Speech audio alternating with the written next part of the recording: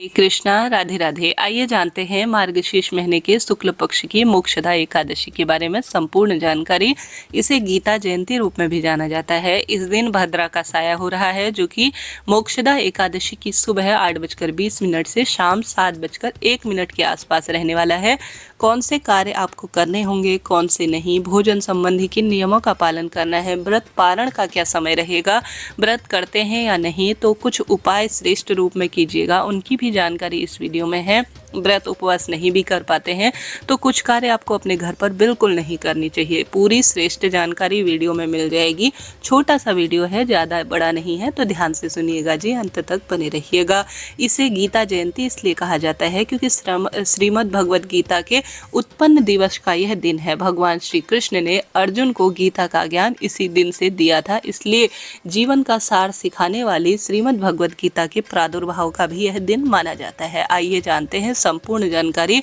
हमेशा इस बात का ध्यान रखें, एकादशी तिथि जब से शुरू हो समापन तक किसी भी पेड़ की, खास तौर पर तुलसी की पत्तियां न टूटने पाए। एकादशी तिथि शुरू होने से लेकर आप समाप्त होने से पहले पहले एकादशी जो है आरंभ हो, उससे पहले तुलसी पत्र तोड़ लीजिए। तुलसी में एकादशी तिथि शुरू और समापन होने तक जल नहीं चढ़ाया जाता। व्रत नहीं भी कर पाते तो इस नियम का जरूर ध्यान रखिएगा। साथ ही इस नियम का भी ध्यान रखें कि चावल एकादशी के दिन स्पर्श नहीं करने हैं, भगवान की पूजा में भी काम में नहीं लेना है। इस चीज़ को नोट करते हुए चलिएगा। साबुन शैम्पू में भारी केमिकल है, व्रत उपवास आपका खंडित हो सकता है, तो साबुन शैम्पू का भी प्रयोग एकादशी के दिन ना करें। एक दिन पहले साबुन शैम्पू से बाल धो लीजिएगा, सादे पानी से बाल धो सकते हैं। अगर एकादशी तिथि की शुरुआत करना चाहते हैं एकादशी व्रत के रूप में तो शुक्ल पक्ष का बहुत अच्छा समय है। मोक्षदा एकादशी गीता जयंती के दिन से आप नया एकादशी व्रत शुरू कर सकते हैं। एक अलग ही अनुभूति आपके जीवन में होगी। यकीन मानिए, एकादशी व्रतों की जननी कही गई है। एकादशी व्रत जो करते हैं उनका जीवन धन्य हो जाता है। तो इन नियमों का ध्यान रखें। एकादशी तिथि पर अपने घर की डीप क्लीनिंग भी नहीं करनी चाहिए, क्योंकि इससे सूक्ष्म जीव जंतु हमारे से अनजाने में मर जाते हैं, जिस कारण से पूजा पाठ में यह दोष उत्पन्न करने वाले कार्य में माना जाता है। तो ध्यान से सुनिएगा और अंत तक बने रहिएगा।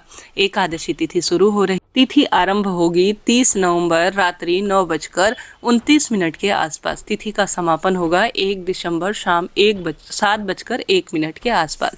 हमेशा द्वादशी मिश्रित एकादशी गृहस्थ जनों के लिए श्रेष्ठ कही गई है। इस कारण से सोमवार 1 दिसंबर 2025 को हम सभी अपने व्रत को करेंगे। तो एकादशी तिथि जब से शुरू हो समापन हो, नियम का ध्यान रखें। व्रत कर पाए या न कर पाए, इस चीज को नोट करते हुए चलिएगा।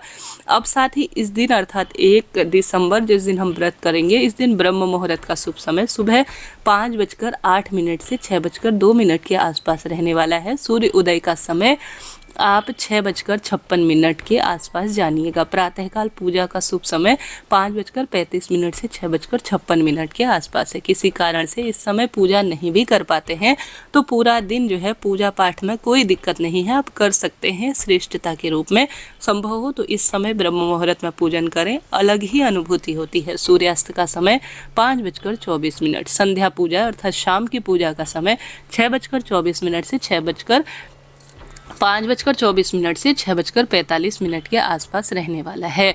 अभिजीत मुहूर्त, जो कि हर कार्य की जीत का समय कहा जाता है, इस समय किया दान, पुण्य, पूजा पाठ या किसी श्रेष्ठ कार्य की शुरुआत आप सुबह 11:39 से 12:31 के आसपास अभिजीत मुहूर्त को चुनिएगा, श्रेष्ठ लाभ होगा। इसके साथ ही इस दिन जो है अगर आप 30 व्रत करेंगे 1 दिसंबर को सोमवार को, तो आप अपना व्रत मंगलवार को 2 दिसंबर को अपना व्रत खोलेंगे। तो मंगलवार सुबह 7:08 से 10:33 के आसपास अपने व्रत को खोल लीजिएगा। कोई दोष नहीं, कोई दिक्कत की बात नहीं।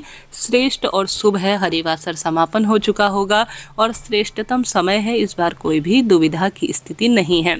साथ ही इस दिन राहु काल का अशुभ समय सुबह 8:15 से 9:33 के आसपास रहने वाला है। अब इस दिन कौन सी पूजा विधि उपाय करने हैं, ध्यान से सुने। सबसे पहले आप जल्दी उठे, गंगा जल मिश्रित जल से स्नान करें, श्रेष्ठ माना जाता है। ओम नमो भगवते वासुदेवाय महामंत्र का जाप करते हुए सूर्य भगवान को जल चढ़ाएं।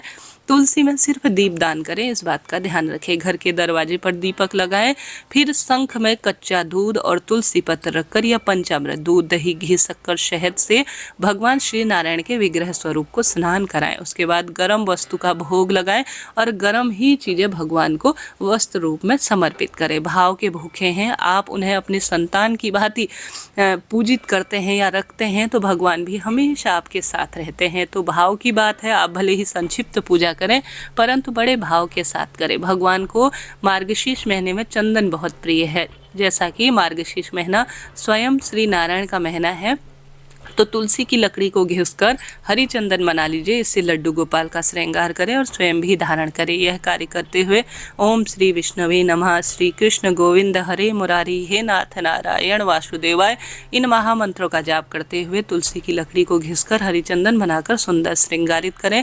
उसके बाद तुलसी की लकड़ी का जो दीपक है, जिसे कच्चे सूत या रुई में डुबोकर अपने घर पर प्रयोग में लेते हैं, तो यह हवन समान माना जाता है। तो यह दीपक आप जरूर जलाएं। साथ ही इस दिन गीता जयंती है। पूजा स्थल पर अगर आपके पास श्रीमद् भगवद गीता है तो उन पर भी रोली चंदन मोली समर्पित करें। गीता जयंती से कहा जाता है इस दिन गीता का 7वां अध्याय या पूरा जो श्रीमद् भगवद गीता का संक्षिप्त स्वरूप है मोबाइल इत्यादि में श्रवण कर लिया जाए या स्वयं पढ़ लिया जाए तो अनंत गुना लाभ होता है। इस दिन यह सरल से कार्य करें। दीप दान जरूर करें, जैसे तुलसी, घर के द्वार, घर की रसोई में पितरों के नाम से।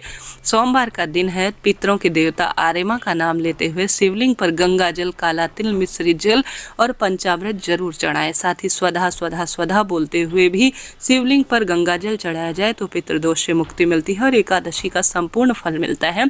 इन नियमों का ध्यान रखें। इस तरह से आपको पूजा करनी है। एकादशी व्रत की कथा सुननी है।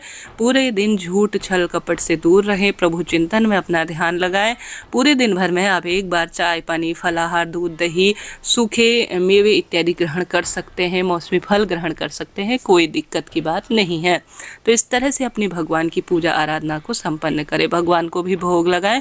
उसमें तुलसी पत्र जरूर रखें। तुलसी पत्र कभी बासी नहीं होता, इस बात का ध्यान रखें। तो इस तरह से आपको अपनी दिनचर्या रखनी है। नाम जप को महत्वता देनी है। शाम को दीप दान कर कर भगवान को भोग लगाकर सेवा पूजा करनी है। उसके बाद संभव हो तो रात्रि जागरण करें, नहीं तो रात्रि जागरण न करते हुए सामान्य भगवान के समक्ष सोकर दूसरे दिन जल्दी उठकर तुलसी पूजा कर कर घर की रसोई में चावल बनाकर भगवान को उन चीज़ों का भोग लगाकर फिर तुलसी पत्र और चावल ग्रहण कर कर द्वादशी पर जो शुभ समय बताया उस समय व्रत को खोलते हैं तो जीवन समृद्ध हो जाता है। एक समय का भोजन पंडित ब्राह्मण जी को दान में दीजिएगा या पंडित जी को घर पर बुलाकर खिलाते हैं तो यह अहोभाग्य के रूप में जाना जाता है। तो इन नियमों का ध्यान रखें। व्रत करें या ना करें, तामसिक चीज़ों का घर पर प्रयोग ना करें, चावल को स्पर्श ना करें, तुलसी पत्र ना तोड़ें, इस बात का आप जरूर ध्यान रखिएगा। बात कर लेते हैं भद्रा की। जैसा कि मैंने आपको शुरू में बताया, मोक्षदा एकादशी पर सुबह 8:20 से शाम 7:01 के आसपास भद्रा का साया है। देखिए, पूजा पाठ, धर्म, अनुष्ठान, जो कार्य होंगे, व्रत होंगे, उन पर तो भद्रा का कोई प्रभाव रहता ही नहीं है। भगवान की भक्ति, पूजा पाठ में कोई भद्रा का दोष नहीं है, ऐसा शास्त्र प्रमाण कहता है। तो भद्रा इत्यादि का प्रभाव नहीं देखा जाएगा मोक्षदा एकादशी के दिन। हाँ, किसी नए कार्य की शुरुआत कर रहे हैं जो जरूर से भद्रा का विचार किया जाता है। तो पूजा पाठ, व्रत, उपवास, मंत्र जाप, यज्ञ, हवन इत्यादि में कोई भी भद्रा का प्रभाव नहीं देखा जाता। बात कर लेते हैं उपाय का। इस दिन श्रीमद् भगवद गीता के 7वें अध्याय का जो मैं हमेशा अपलोड करती हूँ आपके लिए एकादशी पर, उसका श्रवण किया जाए तो पितर प्रसन्न होते हैं। किसी मंदिर में श्रीमद् भगवद गीता खरीद कर दान दे देते हैं तो इस दिन आपके पितर आप पर प्रसन्न होते हैं। जो भी इसे पढ़ेगा उस ज्ञान को अर्जित आप स्वयं करेंगे। किसी मंदिर में गर्म वस्तु का दान करें, लाभ होगा। राधे।